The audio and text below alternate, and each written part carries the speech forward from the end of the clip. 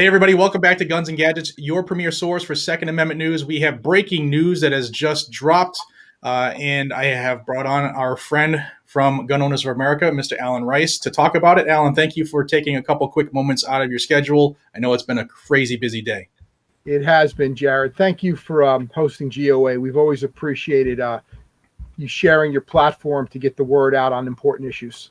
Oh, man, it's my pleasure, especially when it's good news for a change, guys and gals. Good news. So this is all the work that you and the whole crew have been doing. So we'll put it out there right now. We have a victory, the first victory in a bump stock case in the nation, and this is at the Sixth Circuit.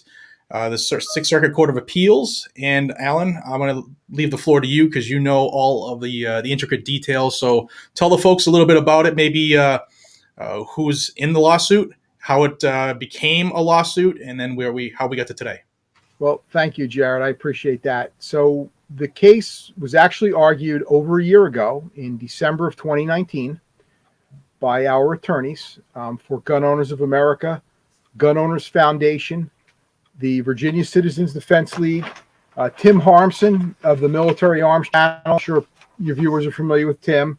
Yep. A gentleman by the name of Matt Watkins, and Rachel Malone, who is the Texas director for GOA. And the case was argued before the Sixth Circuit Court of Appeals. It was on appeal from the district court.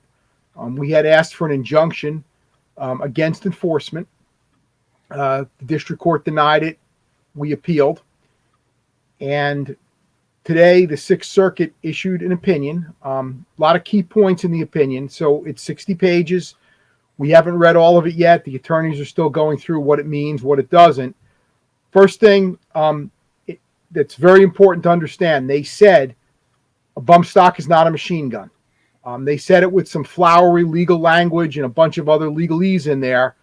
But for all the gun owners out there, it's what we have said all along. A bump stock is not a machine gun. Semi-automatic firearm is a semi-automatic firearm. That's really important. The second part of the decision is they remanded the case back to the district court, and they said, hey, you need to re-review this and probably issue an injunction. We expect they will, but the injunction would only be binding within the states that the Sixth Circuit covers. I haven't even looked at the list yet, so I can't tell you the states, but it won't be a nationwide injunction. But what we have now is a conflict between the circuits because there have been other decisions on this topic that say you can ban a bump stock and call it a machine gun. And now we have a decision that says, no, it's not a machine gun. And if it's not a machine gun, you can't ban it under calling it an illegal machine gun because that's not what it is. Right. So that's really good news. There's a couple things I want the viewers to understand. They're still not legal yet. So you won't see them at your favorite gun store. Patience. We're getting there. As I said, this took over a year. The other thing I want to say is I want to thank everybody. GOA is, we have some great people who work at GOA, but we couldn't do what we do without people like Jared from Guns and Gadgets, Tim from the Military Arms Channel, Hank Strange. A lot of YouTubers have been super supportive. All of our members, supporters. We have an industry partners page on our website. These are the folks who support what we do and make our work possible. And victories like this do not come without the support of the grassroots and people both financially supporting us and using their platform to help us get the word out on why these cases are so important and why we have to continuously fight back. Sorry, guys, a little bit of technical difficulty. I want to avoid an echo that was popping up on my end. So I want to say thank you for all of us here.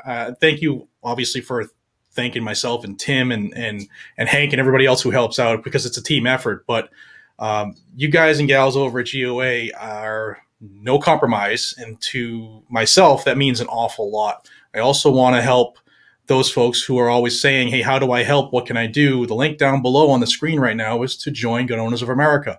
I get nothing out of this. All the money that gets saved is for you. You save a little bit of money on the different type of packages that they have for memberships. And I always ask that you donate whatever you save right back to them because they're obviously doing the work. And if you ever had to have an attorney do anything for you, it's expensive. So donate some money to GOA if you can. A little bit of that stimmy check could help.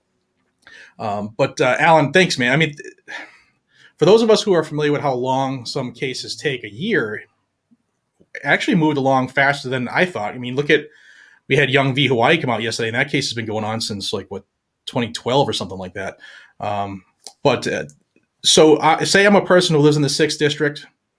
What do I specifically need to know? What can I do now? What's the next step? And where do we go from here? What are the possibilities?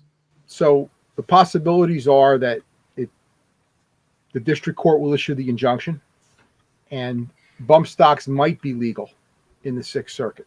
Mm-hmm. Might. It's a key point. So we need to wait for that decision. But the opinion was very strongly worded from the Court of Appeals, and we expect that we will get an injunction, but we have to wait and see. Okay. So, but even if someone doesn't live in the jurisdiction of the 6th Circuit, this is important to everyone in America. We cannot allow bureaucrats, unelected bureaucrats, to change the definition. Congress said a machine gun is any firearm that fires continuously for a single pull of the trigger. Right. A semi-automatic rifle still requires one pull of the trigger to discharge one cartridge. Cartridge ejects, fresh cartridge is loaded from the magazine. Another pull of the trigger. All the bump stock does is it lets you pull the trigger faster. It lets you pull the trigger faster. It does not discharge more than one cartridge for a single pull of the trigger, because the trigger is pulled and then released, pulled and then released. And it's very important to understand that, because if this is allowed to stand, this bump stock ban, this creation of the Bureau of Alcohol, Tobacco, and Firearms, anything's on the table.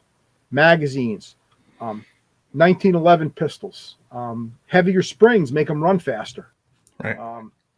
Any modification to a gun becomes suspect. That's not what Congress intended. That's not what the statute says. And that's what makes this case so important. And that's why GOA is fighting it. We take on the tough fights. We take on things that other people won't take on because we stand on principle. If you're no compromise, you stand on principle. And that's right. What we do. And we're proud of it. So I want to have everybody who's watching this share this. Obviously, this is huge news. We have a win in the anti-gun era of the Biden administration right now. This is a win. But I also want everybody to know that this happened under the Trump administration. You might remember President Trump ordered the DOJ to do this. So this is a victory. It's a small celebration, but we can't forget what else is going on behind our backs with Joe Biden and the DOJ now that they have Merrick Garland. I also hope that this interpretation, like Alan said, I haven't read the whole thing either, and the link will be down below for everybody to read if they want. But I'm hoping that this same decision that they have made, but that a bump stock is not a machine gun, then the same would hold true for the different types of triggers that somehow the anti-gunners are now angry at, whether it's an Echo or a Bear Creek, those type of triggers.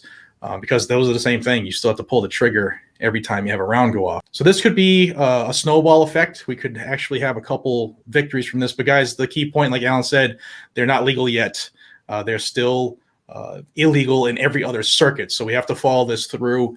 And if you can, again, please join Gun Owners of America. They're doing the work. I also want to go out and thank everybody else who's involved in this for putting forth the time, the effort, their reputation and their money.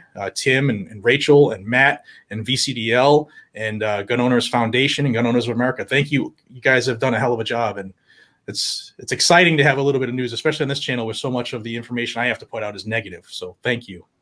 And I just want to add there are 2 points, if I could, Jared. Yeah, absolutely. They're not yet legal even in the 6th Circuit. We have to wait for that district court. And the second point, and again, we appreciate all of our donors and our members, however small. We appreciate everybody. But for those who don't know, Gun Owners Foundation is actually our charitable arm.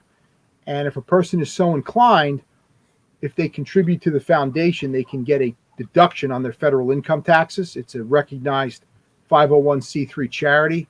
I know for some people that makes a big difference. It goes to a different place doing different work for the same cause. And so if you choose to, for whatever reason, you can donate to our foundation.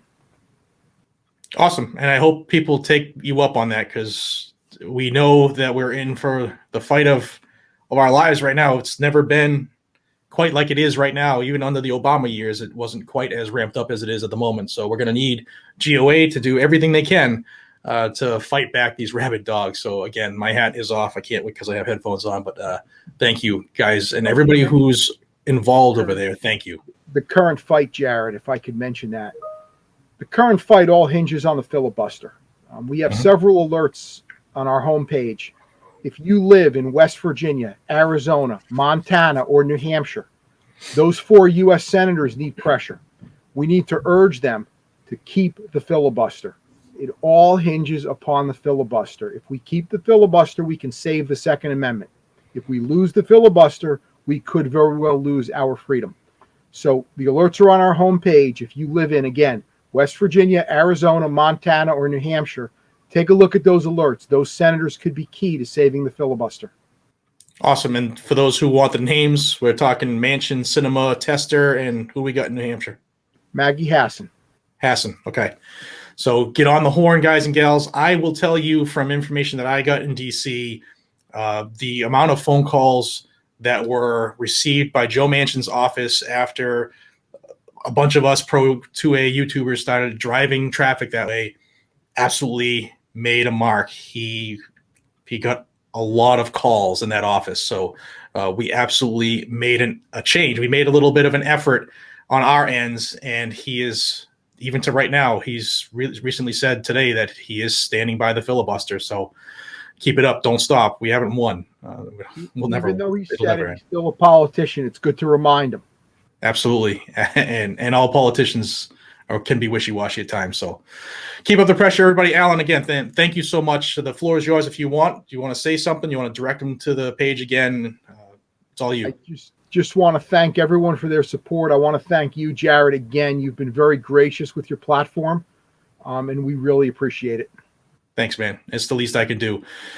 All right, guys, I'm going to let Alan get back to work because I know they're working on other stuff. So thank you so much for your time. If you could, please like, subscribe, and share, and join GOA if you haven't already. And until we see each other again, be safe, stay vigilant, carry a weapon, and I'll see you on the next one. Take care, everybody.